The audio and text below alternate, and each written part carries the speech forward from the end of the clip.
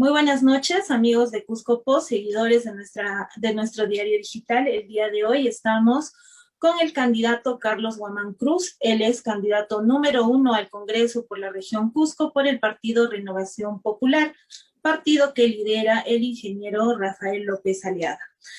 Buenas noches, Magíster Carlos. ¿Cómo está? Un saludo para toda la audiencia de Cusco Post.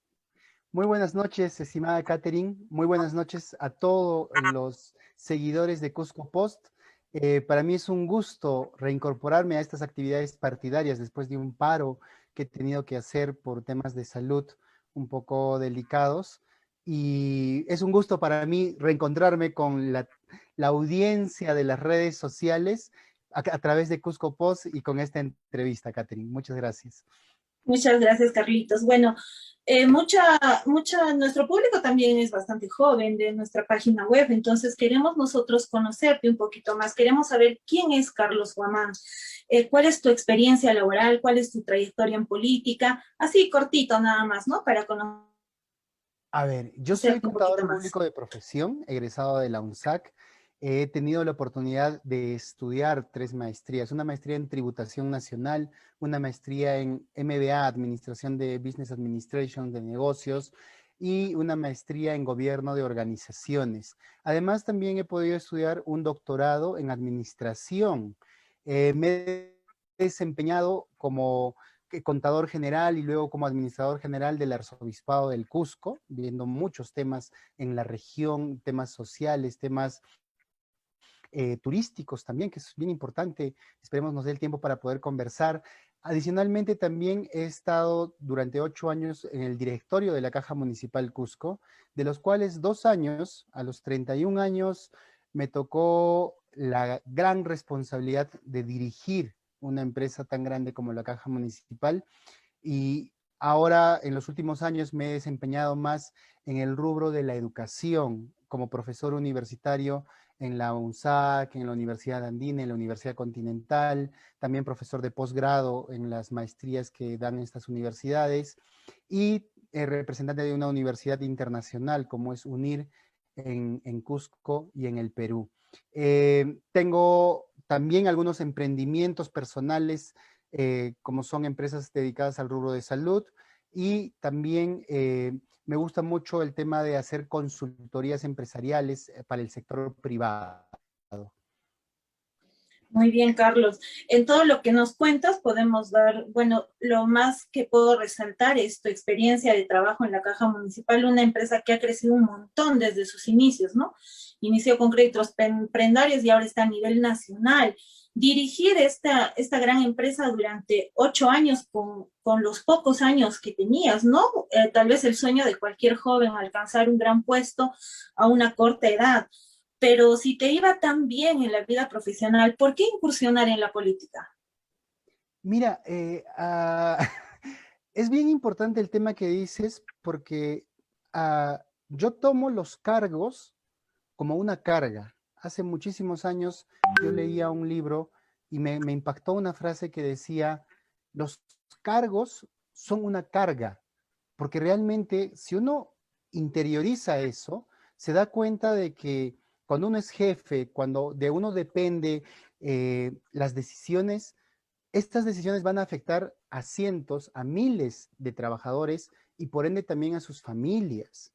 Entonces, para mí siempre ha sido cada puesto que he ocupado, cada cargo que he tenido la oportunidad de trabajar y desempeñarme, para mí han sido una carga grata, o sea, no molesta. Pero, ¿por qué? Porque sobre una decisión tú tienes que pensar muchísimo cómo va a afectar al resto de personas. Una, fácil es decir, cumplan las metas, por ejemplo, ¿no? Pero claro, ese cumplir las metas está afectando la vida familiar, está afectando la vida de ese trabajador que a veces tiene que madrugar, que tiene que viajar sin almorzar. Entonces, es muy importante, yo creo, que hagamos todo un proyecto en la juventud de que es importante llegar a cargos importantes, escalar en la vida laboral, pero no perdamos de vista que nosotros si nos permiten estar en esas posiciones, es porque tenemos que cargar con los trabajadores, tenemos que cargar con la responsabilidad. No solo es sentarte, dirigir y cobrar tu sueldo y sentirte el ya no ya, ¿no? Que podría ser la tentación de muchos. No, tenemos que saber que un jefe realmente lleva sobre sus hombros, un buen jefe lleva sobre sus hombros la vida de sus trabajadores, la vida familiar, los ingresos económicos. Y eso es muy importante que ahora la juventud también lo entienda y lo sepa valorar, ya que muchos de los que han dirigido empresas e instituciones no lo entienden y nos han decepcionado durante tantos años. Justamente hablando de eso, ¿no? Hablando de la juventud y el ámbito laboral. Según las cifras del INEI, el 24% de la juventud ha perdido su trabajo en esta pandemia.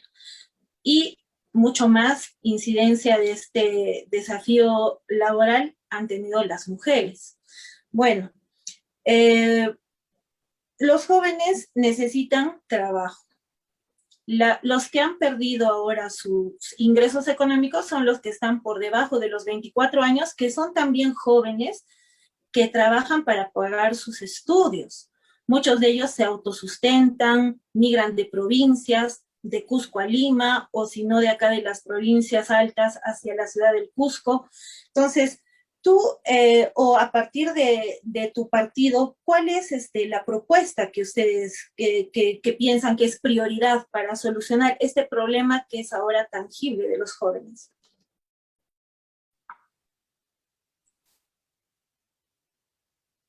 Mira, lo más importante que tenemos crisis económica, en una crisis sanitaria, en una crisis política y en una crisis moral. Esas 4 crisis, que son las peores que se han podido juntar y que hoy nos están trayendo a este proceso electoral, tenemos que analizarlo desde todo punto de vista, y principalmente también la juventud, porque recordemos que de las decisiones que vamos a tomar estos días, el 11 de abril, va a depender si un joven al próximo año, de acá a 2 años o 3 años, va a tener acceso a los puestos laborales, va a tener acceso a poder realizar sus emprendimientos y sus microempresas. Entonces, yo estoy llamando mucho a la reflexión a la juventud, porque esta elección es una elección muy, muy especial. No podemos hablar de crecimiento económico, no podemos hablar del boom de la minería, no, estamos en una crisis muy complicada en la cual debemos reflexionar muy bien nuestro voto. En este caso, el desempleo juvenil, ¿qué es lo que está trayendo como consecuencia? Está trayendo como consecuencia que muchos jóvenes no puedan pagar, que se autoeducaban, no puedan pagar las pensiones de los institutos superiores o universidades privadas donde trabajaban. Además, en las universidades nacionales e institutos nacionales, también está generando que muchos jóvenes, por falta de alimentación, dejen de estudiar. Acá ya no es solo un tema de acceso a Internet, porque si en la familia, lamentablemente, alguien ha fallecido, los papás, los sustentos del hogar, o alguien ha perdido el trabajo, ¿qué le queda a los jóvenes? Pues con esa valentía también sacrificarse, dejar los estudios y buscar un nuevo bienestar económico para su propia familia, para sus hermanos, para sus padres. Entonces, no podemos cerrar los ojos a la realidad de que estamos en una crisis bien grave y bien fuerte, que cada vez, lamentablemente, porque hay que hablar con la verdad, se va a agudizar más durante este año 2021. Nosotros estamos proponiendo, por ejemplo, una reinserción laboral a través de un concurso nacional, que todos los ministerios e instituciones del Estado convoquen a un concurso nacional de prácticas preprofesionales y prácticas profesionales, donde todos los jóvenes preparándose para un examen nacional puedan acceder por orden de méritos a todos los puestos de prácticas remuneradas dentro del Estado. Así vamos a dar un refresh al propio Estado y además generar trabajo para esta juventud que necesita tener sus prácticas preprofesionales, sus prácticas profesionales, pero además también necesita ganarse los soles para llevar a casa. Luego estamos planteando también un concurso nacional de incentivos tributarios para las empresas privadas, para que bajo la misma metodología hagan una convocatoria nacional, los jóvenes se presenten y mediante ranking puedan pues seleccionar, porque imagínate un ingeniero industrial que se presente al concurso nacional y que quede entre los primeros lugares. Pues podrá elegir entre una mina, podrá elegir de repente entre la empresa Cachimayo que manufactura el Anfo, o entre Cervesur, o en un banco. Entonces, se le da un abanico de oportunidades a los jóvenes estudiantes para que puedan realizar las prácticas de acuerdo a su capacidad de este concurso nacional y de acuerdo además a su eh, al ranking en el que se ubiquen. Ahí nos evitamos este tema, ¿no? Donde ya no se califica la capacidad del joven, sino quién es tu padrino y quién te recomienda. Eso también es corrupción y queremos cortarlo. No se puede jugar con el futuro de la juventud. Y otro tema muy importante es, nosotros estamos planteando el hambre cero. Yo estoy seguro que a muchos de repente que me van a escuchar ahora se van a sonreír y se van a decir hambre para los jóvenes. Sí tenemos. Como profesor de la UNSAC, yo te puedo asegurar que hay muchos jóvenes que si no tuviesen comedor universitario, no se quedarían sin un pan de comida durante el día. Y son gente inteligente, capaz, progresista, que quiere salir adelante. Entonces, tenemos que garantizar a la juventud que está educándose, que está estudiando en institutos nacionales y privados, se le debe garantizar también el acceso a una alimentación digna, porque eso es pensar en el presente y en el futuro. Porque y este es un tema de derechos humanos también, ¿no? Porque por hay supuesto, juventudes que viven en el olvido de los derechos humanos, ¿no? Más allá de estratos sociales, más allá de géneros, hay un sector muy grande de la juventud universitaria que vive relegada de estos derechos que son básicos para el ser humano. Entonces, ¿qué solución crees tú que sea la inmediata o la que Renovación Popular plantea para este tema de incluir a estos jóvenes que por ahora están excluidos sin internet, sin poder continuar su carrera universitaria, sin poder acceder al comedor universitario, que un montón de estudiantes vivían comiendo desayuno, almuerzo en este comedor que ahora no lo tienen? Claro, les están dando canastas, pero no es igual. Entonces, ¿cuál es el tema de inclusión social, la verdadera inclusión y respeto a los derechos humanos que debemos tener, ¿no? mira, nosotros somos un país con recursos económicos financieros suficientes. Quitémonos de la cabeza que somos un país pobre. Nosotros somos un país rico. Hemos sido empobrecidos por los ladrones y los corruptos que se roban ese pan de la boca de los jóvenes, de los niños y de las madres solteras abandonadas. Entonces, presupuesto hay. Y vamos a hablar, por ejemplo, del sector público. En el sector público hay presupuesto. Y nosotros estamos planteando que mediante el Ministerio de Alimentación se pueda concatenar todo el ejercicio de alimentar a la población estudiantil inicial, primaria, secundaria, superior, a través de los propios presupuestos del Estado. Hay jóvenes que no tienen que comer si es que no se apertura el comedor universitario de la UNSAC. Se les puede dar una canasta, sí, pero eso es paliativo, eso debió haber durado 2 o 3 meses. Necesitamos que se aperture ese comedor. Tenemos que darle las facilidades sanitarias, las facilidades presupuestarias para que se aperture y sin discriminación alguna, todo aquel que necesite tenga acceso a alimentación. Y estamos hablando de jóvenes, imagínate también ya hablar de madres de familia, de grupos en riesgo, abandonados. Yo conozco una persona que me la presentó la señora que viene a mi casa a cocinar y que nos ayuda acá en la casa, y me da tanta pena, la señora se le ha detectado una enfermedad, pero aún así sale a trabajar todos los días al mercado de San Pedro, porque si no trabaja, no tiene que llevar a comer a sus 3 menores hijos. Entonces, ¿dónde están los comedores populares? ¿Dónde está Caliguarma? ¿Dónde está todo el presupuesto que los municipios provinciales y distritales deben enfocar en alimentación? Ahí tenemos que hacer toda una reestructuración presupuestaria. Los derechos universales son acceso a la salud, acceso a la alimentación, y es algo que no estamos garantizando del Estado y que tiene que cambiar urgentemente. Porque vuelvo a repetir, estamos a punto de cumplir 200 años de independencia y no es posible que tengamos compatriotas que no tengan un día nada que comer. Eso no puede ser posible.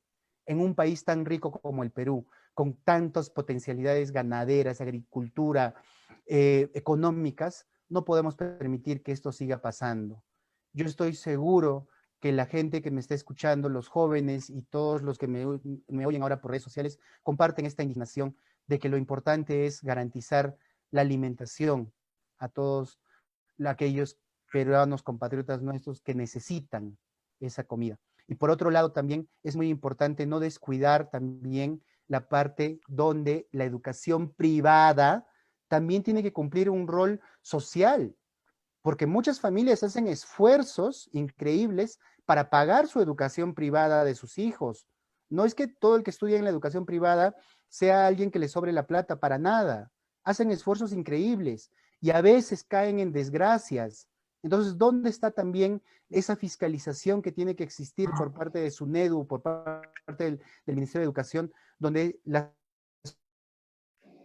universidades e institutos privados brinden becas, brinden alimentación? ¿Por qué no tener un comedor? Pedir un plato de comida no es un pecado para nadie. Y en las universidades privadas también hay gente que sufre reveses económicos, que sufre desgracias, ahora más con el COVID, incluso hay gente que ha perdido familiares, sustentos del... ¿Y dónde está la responsabilidad social de estas universidades? Pues también tiene que haber ahí responsabilidad social garantizando derechos como la alimentación, la salud y algo muy importante ahora que nos ha revelado la pandemia, acceso a las tecnologías de la información. Tiene que haber mucho presupuesto social de las universidades privadas, también para garantizar el acceso a las tecnologías de la información y del Internet a sus profesores y a sus alumnos. No creamos, vuelvo a repetir, porque el Perú no es así, que aquel alumno que estudia en una universidad privada es porque ya tiene todo, no, no le falta nada. No, hay muchos que hacen grandes esfuerzos para poder educarse y tenemos que tratar de encontrar esa justicia social en la cual también la educación privada tenga que tener esa sensibilidad para con sus estudiantes. Claro, hermanar tal vez, ¿no? Esos dos Perús que dicen, ¿no? El Perú que puede y el Perú que está necesitando, que están distanciados enormemente, ¿no? Pero en nuestro contexto en Cusco, una ciudad pequeña, claro, más de 1 millón de habitantes, la mayoría son jóvenes. Demográficamente hablando, casi la mitad de la población son jóvenes de 19 a 35 años. Entonces, estamos acá con un montón de población que debido a la pandemia se ha quedado sin sustento. Y muchos de estos jóvenes, y yo quiero tocar este tema porque ha sido criticado bastante el candidato presidencial de tu partido, hay muchas madres solteras, ¿no? Hay muchas mamás jóvenes, adolescentes, que tienen que trabajar, estudiar y cuidar al hijo. Imagínate si en un contexto mundial de pandemia, las mujeres que se han quedado a trabajar en casa, que tienen un techo, un sueldo fijo, están sufriendo, ¿no? Esta carga, sobrecarga de tareas. Imagínate una estudiante, madre soltera y que trabaja y que ahora no tiene ni trabajo ni nada y tiene un hijo, ¿no? Pero yo resalto algo, ¿no? Creo que es importante hablar este tema de la familia y las responsabilidades. ¿Qué opinas tú? Yo creo que realmente has dicho algo muy importante. Cuando se habla de familia, cuando se habla de un embarazo, no solo se habla de la decisión de la mujer, se habla también pues de la participación de un varón, se habla también pues de la participación de otra persona, de un varón y una mujer que han tomado alguna decisión, que podría estar, vamos a decir, sin haber pensado claramente, que por las circunstancias, con miles de razones, pero ahí tiene que primar siempre el bienestar general. Las leyes hasta hoy no permiten que rápidamente por ejemplo, se sentencie a aquellos padres que abandonan a sus hijos, que no le pasan manutención. Yo no entiendo cómo puede existir personas que incluso tienen hasta denuncias por alimentos y que se presentan a la política y se presentan así como que acá no pasa nada. Eso me parece una descaradez total, porque aquel que le niega un plato de comida a su hijo o que le niega su apellido a su hijo, creo que es una persona que no merece nada de respeto. Entonces, tenemos que trabajar muchísimo en lo que es educación sexual, educación de salud mental y también muchísimo en temas de realidades sociales y materiales. En el tema de educación sexual, por supuesto que tiene que continuar los planes del Ministerio de Educación, respetando siempre el derecho de la familia de educar a su hijo como quiera, pero tiene que haber todo un proceso sin ideología, porque aquí el problema es cuando comienzas a meterles ideologías a la educación. Tiene que haber ciencia, tiene que enseñarse a los jóvenes, a los niños, a los adolescentes de acuerdo a la edad, enseñarle, por ejemplo, cómo es que sale la procreación de un niño, cómo es que funciona el método anticonceptivo del ritmo, por ejemplo, ¿no? Eso es lo que se tiene que enseñar, porque eso es ciencia. Y a nadie le puede escandalizar que a un joven, a un adolescente, se le enseñe ciencia. Vuelvo a repetir, hay que evitar meter ideologías, porque ideologías es lo que no es ciencia y lo que hace daño y tergiversa mucho. Porque mira, a mí me causa mucha risa ahora que a nuestro dibujo animado de la infancia, a Pepe Le Pew, se le haya nombrado acosador cuando en el reggaetón, donde se escucha todas las mañanas en la radio, en el taxi, las niñas, los niños, en el YouTube, en todo sitio, hay cantantes que un poco más te muestran todo o te dicen todo con palabras sin ningún pudor. Eso es lo que está mal. Esa doble moral de decir, un dibujo animado está mal, te enseñas a ser acosador, cuando hay una canción donde explícitamente te dicen que te van a tocar todo lo que tú quieras y no sé qué. Eso es lo que tenemos que corregir. Educar en ciencia, educar en educación sexual basada en ciencia. Ahora, otro tema muy importante es la salud mental. Tenemos que preocuparnos de la salud mental de los niños, jóvenes y adolescentes, porque muchos de los embarazos también vienen por temas de que ha habido violencia en la casa, de que ha habido abandono del padre, de que hay un sentimiento de depresión. Entonces, no podemos cerrar los ojos a estos hechos que son científicamente comprobables. Y además lo último es, perdóname, por ejemplo, el Ministerio de la Mujer. ¿Cuántos albergues para madres abandonadas, para madres golpeadas, que sufren violencia, para varones, incluso también de repente jóvenes que sufren violencia, violaciones? ¿Cuántos albergues ha hecho el Ministerio de la Mujer en el Cusco, en el Perú? Solo se han dedicado a entregar mandiles rosados. Eso no es, pues, gestionar.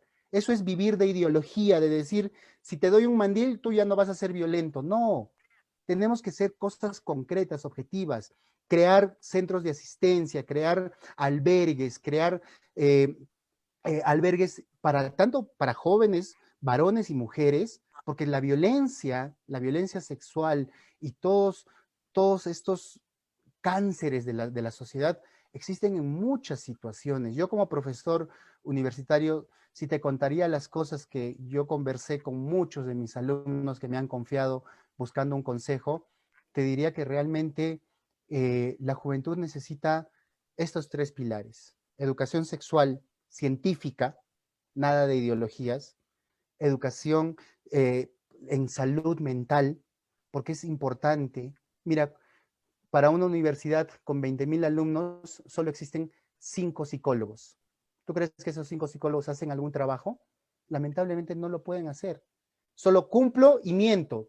Cumplen, dice que hacen algo, pero eso no nos podemos engañar. Y por último, tiene que haber también respaldo material, tiene que haber albergues, tiene que haber comedores, tiene que haber respaldo legal, psicológico. hay un mucho por trabajar en estos temas que se refieren a la intimidad, al desarrollo sexual, al desarrollo emocional de la juventud. Claro, esto es importante, pero también va ligado con algo que estábamos hablando a un inicio, que es la generación de empleo, ¿no? Porque una mujer sola, lamentablemente, ya no se va a ver disminuida ni relegada si tiene un puesto de trabajo y tiene con qué sostener a la familia, ¿no? Entonces, yo creo que ese es un tema principal también, ¿no? La generación de empleo equitativa, ¿no? Tanto para varones como para mujeres. Y en este caso, ¿cómo apoyar a las mujeres que tienen hijos pequeños? Y aquí tiene que haber, como tú bien has dicho, un tema equitativo. ¿Qué significa esto? Que a la población en riesgo, que son las madres de familias abandonadas, las madres víctimas de violación y que deciden tener a sus hijos, pues tiene que haber leyes que les beneficien una inserción laboral mucho más rápida frente a las otras personas que no han pasado por estos procesos tan duros y difíciles. Porque Aquí ahora es, no, mira, Carlos, yo te comento, hay muchas personas que prefieren tener en sus empresas personas que no tienen familia.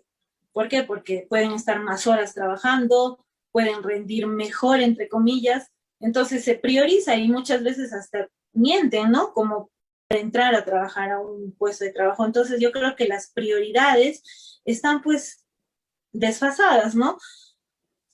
es el abuso del libre mercado, del famoso libre mercado. Mira, yo soy pro mercado, soy pro empresa, pero hay que reconocer que también hay malos empresarios, malos gerentes y dirigentes de empresas que se aprovechan de esto. En una de las empresas donde yo trabajé, era curioso que decían, se prohíbe que haya relaciones de amistad o de pareja entre dos trabajadores. Oye, tú no eres dueño de los sentimientos de esos trabajadores. Tú eres un empleador, mientras te cumplan, ellos pueden hacer con su vida privada lo que mejor les parezca. Entonces, hay muchas correcciones laborales que debemos hacer, pero buscando esta equidad en favor de la familia, en favor de las mujeres valientes que deciden tener hijos, por ejemplo, porque yo sí reconozco la valentía de muchas mujeres que deciden tener sus hijos incluso por encima de algunas aspiraciones laborales, porque hay que ser valiente para decir, voy a estar, tengo que dedicarle tiempo, tengo que dedicar, sí, pero aún así nos falta muchísimo en el tema laboral gestionar beneficios para que la empresa tenga esa facilidad de contratar a, vuelvo a decir, madres solteras. Es más, también mamás que desean tener a sus hijos, pero que no quieren perder su puesto de trabajo, pues tenemos que garantizar ese vínculo laboral. Y solo podemos garantizarlo, no solo siendo inquisidores sobre el empresario, tenemos que darle beneficios también, tenemos que darle beneficios tributarios. Por ejemplo, una ley que se aplica mucho en España es por cada hijo que tenga la familia, y la empresa que contrate a una madre de familia, digamos, con 3 hijos, puede descontar mayores impuestos, porque se supone que está dando trabajo a una persona que tiene más hijos para mantener, y esto genera un desarrollo también dentro del propio Estado. Entonces, beneficios de ese tipo van a ayudar para fortalecer desde las instituciones privadas, desde las instituciones públicas, fortalecer la institución familiar. El día de hoy hemos visto a los cocaleros marchar por las calles. Ellos están pidiendo pago justo de su hoja de coca. Han denunciado que ENACO les compra 100 soles, la roba y lo vende a los mismos campesinos de provincias altas a más de 300 soles. Imagínate esta diferencia, es un negociazo. Y ahora encima ENACO dice que no tiene presupuesto para comprarles la hoja de coca. Entonces me parece personalmente que es un insulto, ¿no? A la pobreza y a los agricultores que están ahorita pasando tantos problemas. ¿Qué opinas tú de ese tema y desde Renovación Popular que están planteando para los agricultores? Mira, en el tema de ENACO hay que hablar con todas sus letras. El tema de ENACO es una incapacidad gerencial de quienes dirigen es la empresa nacional de la coca para poder volver competitivo un negocio monopólico, porque ENACO es monopólico, ojo. Entonces, ¿qué es lo que se han dedicado los altos funcionarios de NACO? Cobrar su sueldo, sus muy buenos sueldos, pero no se han preocupado de generar realmente desarrollo a estos hermanos campesinos que viven de la venta de la hoja de coca. Entonces, aquí hay que hacer toda una reingeniería de la empresa nacional de la coca. Nosotros estamos planteando, por ejemplo, adicionar a este monopolio, adicionar una segunda empresa que genere valor agregado, que es una planta de producción de energizantes en base a la hoja de coca, como son los Red Bull, los Energizer. Ahí vamos a poder elevar el costo de la materia prima, con lo cual el campesino podrá vender a mayor precio y también la propia empresa podrá generar valor agregado y repartir controladamente en el mercado nacional estos energizantes en base a hoja de coca. Aquí vuelvo a repetir, en el tema de NACO, mi solidaridad completa con nuestros hermanos campesinos, porque es un tema de incapacidad gerencial de quienes están dirigiendo en NACO y FONAFE, la corporación política de las empresas del Estado. Porque lo mismo yo hago la comparación con Electrosur Este y Sedacusco. Nos han subido en plena pandemia el precio del agua y de la luz y nadie dice nada. Y todos estamos callados y nos siguen ahorcando, sacándonos dinero. Pues no, tenemos que meter reingenierías porque estas empresas tienen monopolios autorizados por la Constitución justamente para evitar de que haya un sobreabuso sobre el usuario. Y en el tema de ENACO está pasando todo lo contrario. ENACO abusa sobre nuestros hermanos cocaleros y eso se tiene que terminar. Soles, pagaría 300, 400 soles a nuestros hermanos de productores de hoja de coca. Pero ¿qué necesitamos? También ponerle valor agregado.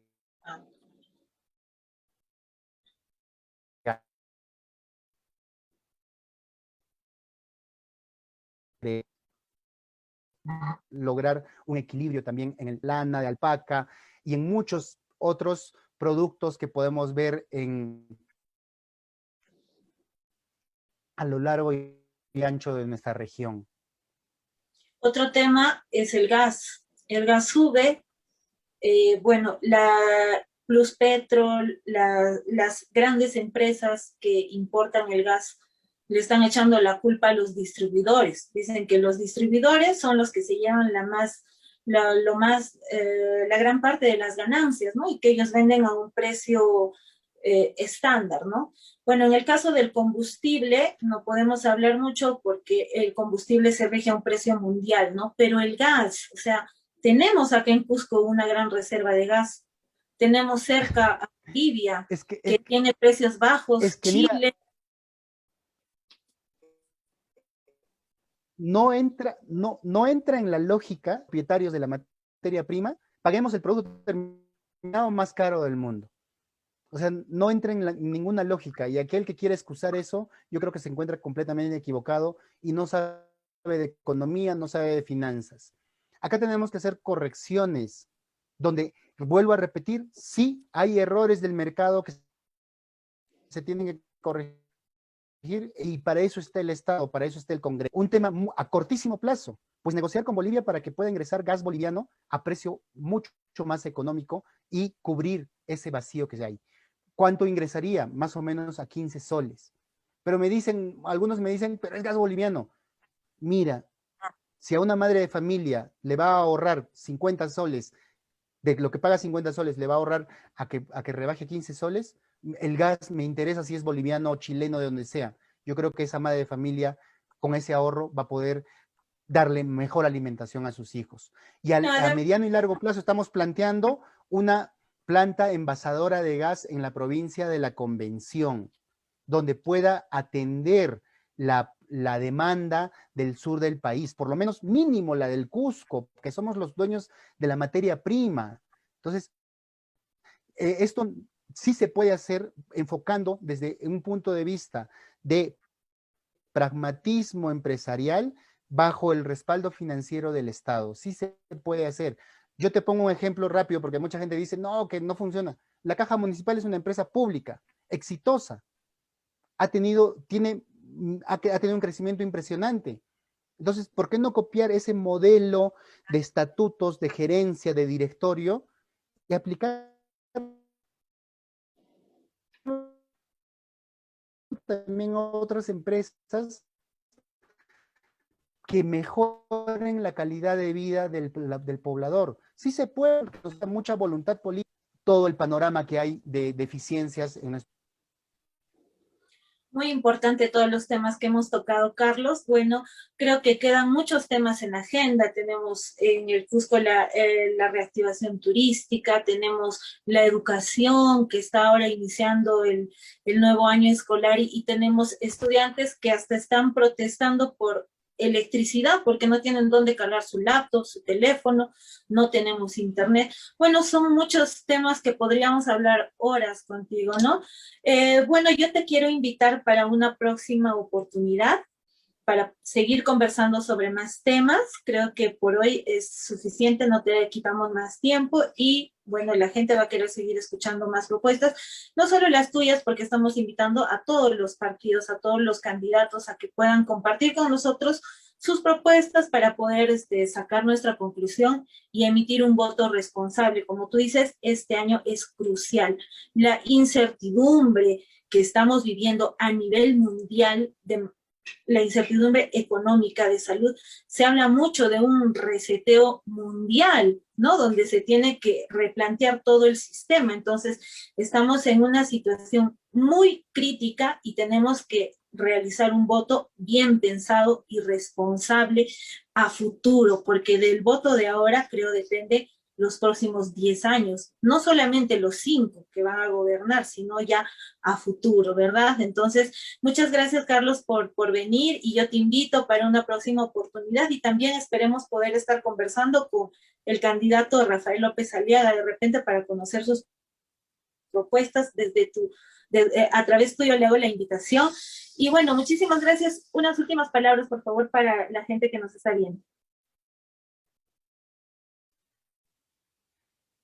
Esta invitación, me comprometo a volver a estar contigo, hay muchos temas para conversar y yo te agradezco e invito a la población que conozca las propuestas de Renovación Popular y de Carlos Guamán, con la R y el número 1.